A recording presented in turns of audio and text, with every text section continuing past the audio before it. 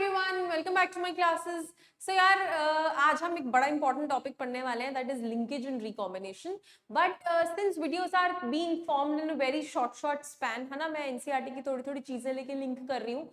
तो before I start with this topic I link you with the previous one जो हमने किया था। But you can open up your page number 67 and 68 of NCERT, जहां पे हम किसके बारे में पढ़ रहे थे, क्रोमोसोमल थ्योरी ऑफ इनहेरिटेंस के। तो थोड़ा सा चैप्टर के ओवरव्यू पे चलते हैं।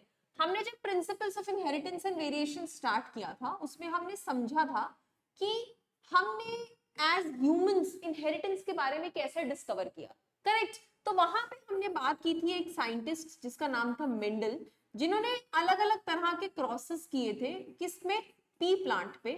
उनकी जनरेशन स्टडी की थी और मैथमेटिकल एनालिसिस से दो क्रॉस किए थे, दैट वाज मोनोहाइब्रिड क्रॉस, जहां पे हमने वन जीन की इनहेरिटेंस स्टडी की थी, and then we studied dihybrid cross, जहां पे हमने ये समझा था कि दो जीन्स पैरेलली कैसे इनहेरिट होके एक्सप्रेस होती हैं।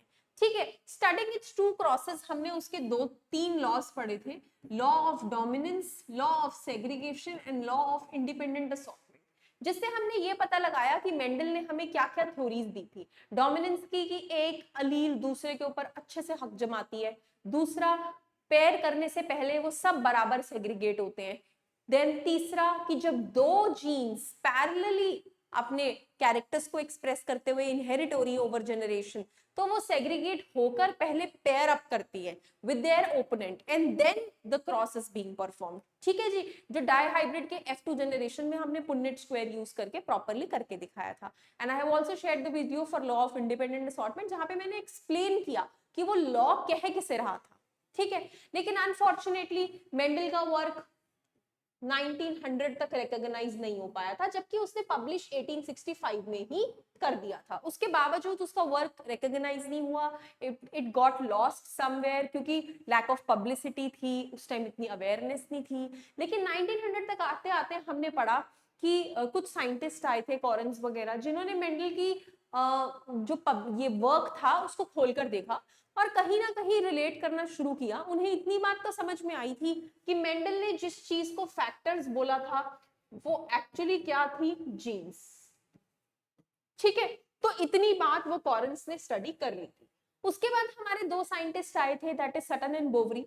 उन्होंने पढ़नी चाहिए ये क्रोमोसोमल थ्योरी ऑफ इनहेरिटेंस, ठीक है, जिसको आगे एक्सपेरिमेंट से जस्टिफाई किया था थॉमस हंट मॉर्गन ने।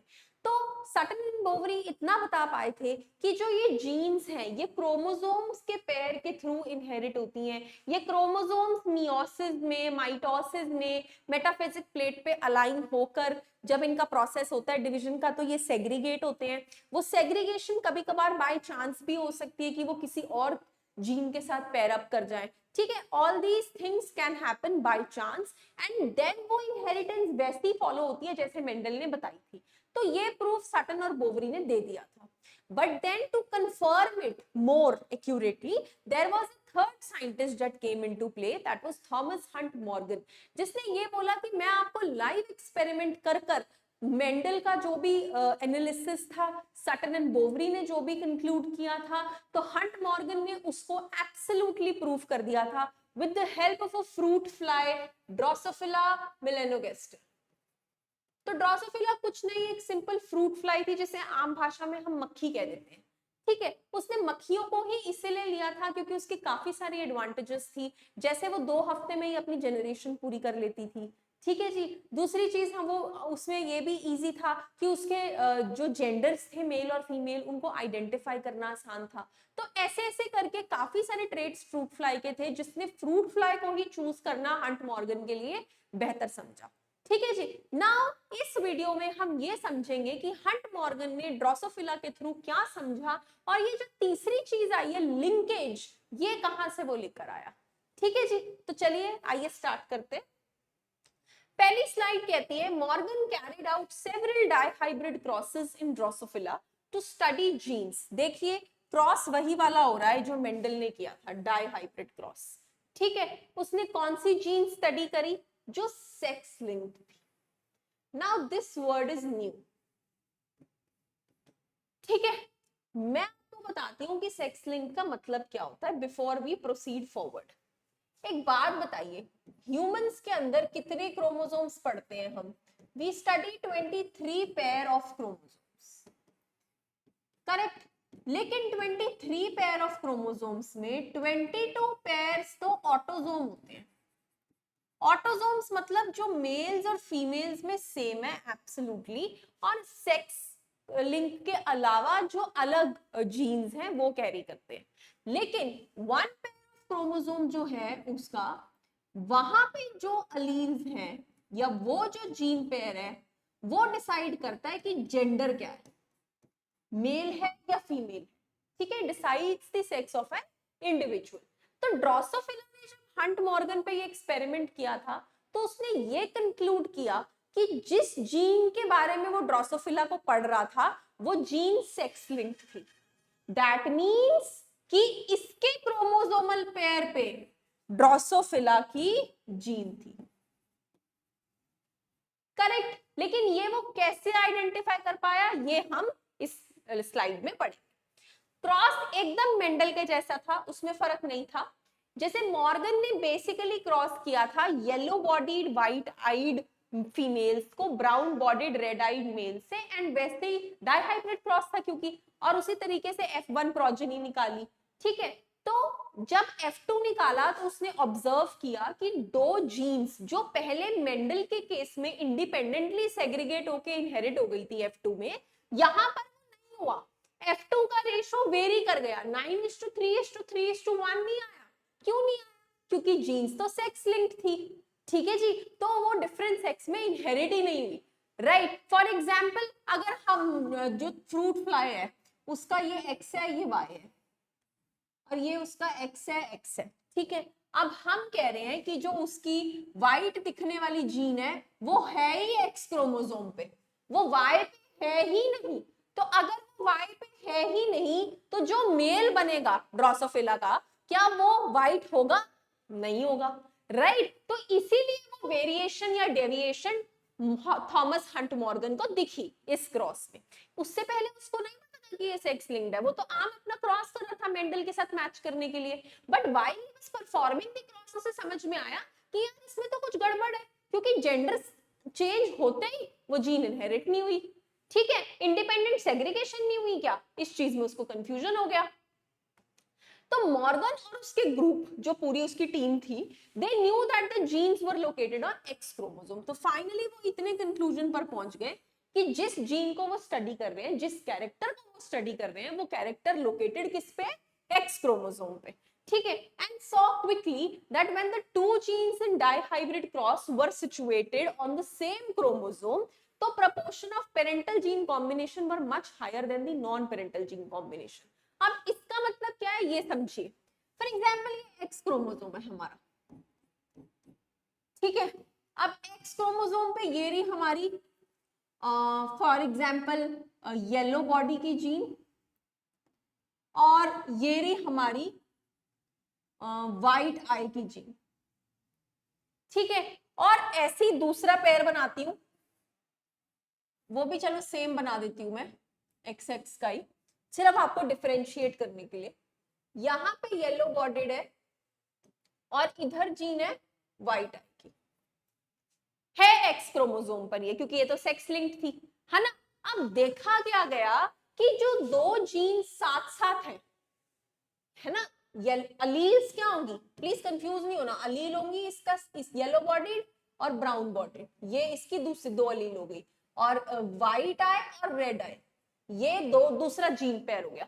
तो ये एक जीन पेयर है, ये दूसरा जीन पेयर है, करेक्ट। तो जब दो जीन्स बिल्कुल टाइटली लोकेटेड है एक दूसरे के साथ, तो उस केस में ना यार रिकॉम्बिनेशन होना बड़ा मुश्किल है, क्योंकि ये टाइटली लिंक्ड है। जो दो चीजें पास पास है वो ऑब्वियसली टाइटली लिंक्ड है, ऐसे ही जो दो जीन्स पास पास है वो टाइटली लिंक्ड है। तो अगर वो साथ जुड़ी हुई है तो वो नेक्स्ट जनरेशन में भी साथ ही कैरी हो जाएंगी, ठीक है। वो रिकॉम्बिनेशन नहीं शो करेंगी या वो बाय चांस का बिहेवियर नहीं शो करेंगी कि किसी दूसरी के साथ पेयर अप कर लिया, जैसे नॉर्मली जीन अपना बिहेवियर शो कर देती है ना।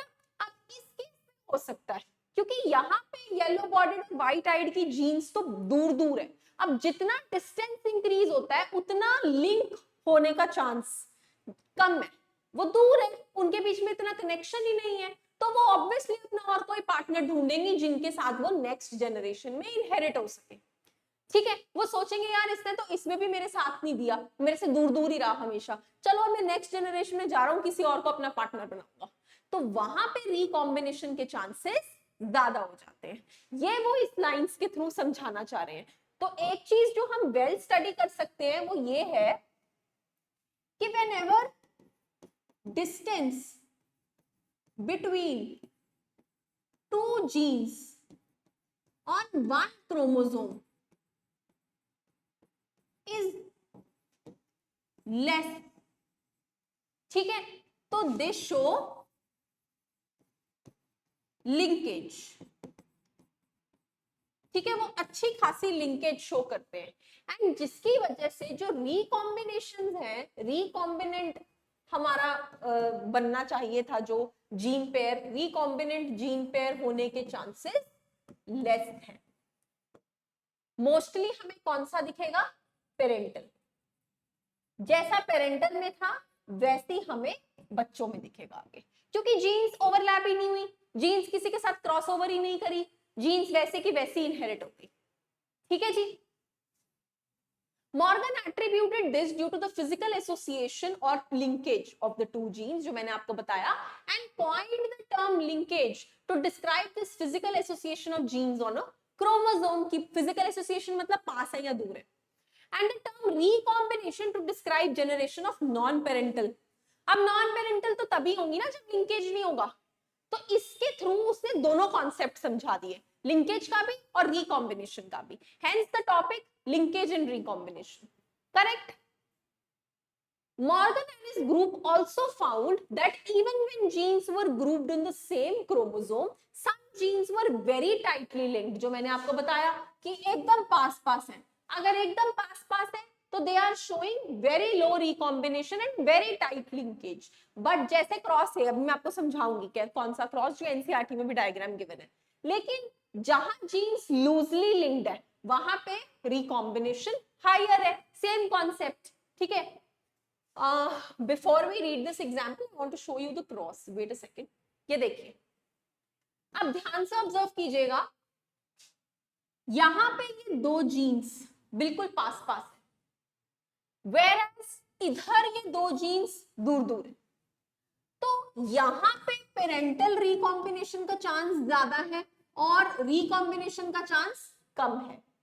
ऑल्सो यहां लिंकेज हाई है, लेकिन इस केस में लिंकेज लो है, जिसकी वजह से पेरेंटल भी लो होंगे, रिकॉम्बिनेंट्स ज्यादा होंगे। करेक्ट। मोस्टली बच्चे कंफ्यूज होते हैं डायग्राम देख के ये वाला कि ये YW है तो ये Y plus W plus Q है।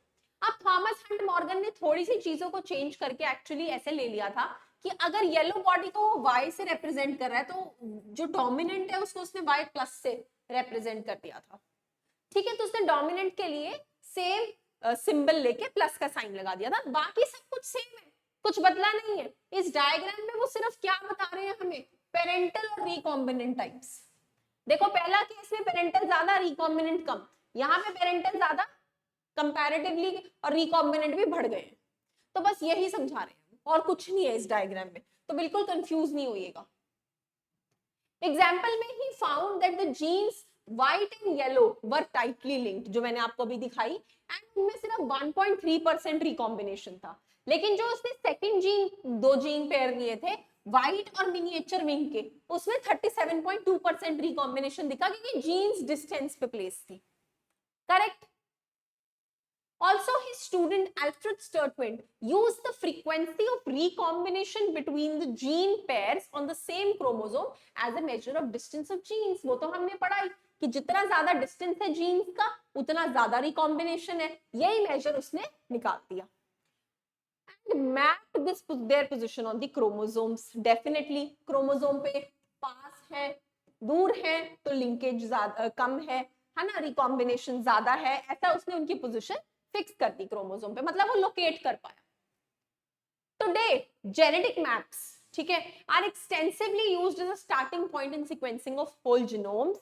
देखो यार, ह्यूमन जीनोम सीक्वेंसिंग एक प्रोजेक्ट है जो अभी हमने नहीं इस चैप्टर में स्टडी करना, आगे स्टडी करेंगे, जहां पे आप ये चीज समझ पाएंगे कि जो ये हंट मॉर्गन और उसकी टीम ने ये मैपिंग करी थी ना जीन्स की कि वो दूर है या पास है, उसने इस चीज में बड़ा हेल्प किया। ठीक है, that is what they want to say, but ये हम अभी इस चैप्टर में नहीं पढ़ेंगे, ये हम नेक्स्ट में पढ़ेंगे। ठीक है, so this was all about linkage and recombination. मैं एक्सपेक्ट करती हूँ कि एटलीस्ट आपको थोड़ा बहुत आइडिया लग गया होगा कि लिंकेज और रिकॉम्बिनेशन है क्या। Thank you so much, we'll come up with more videos.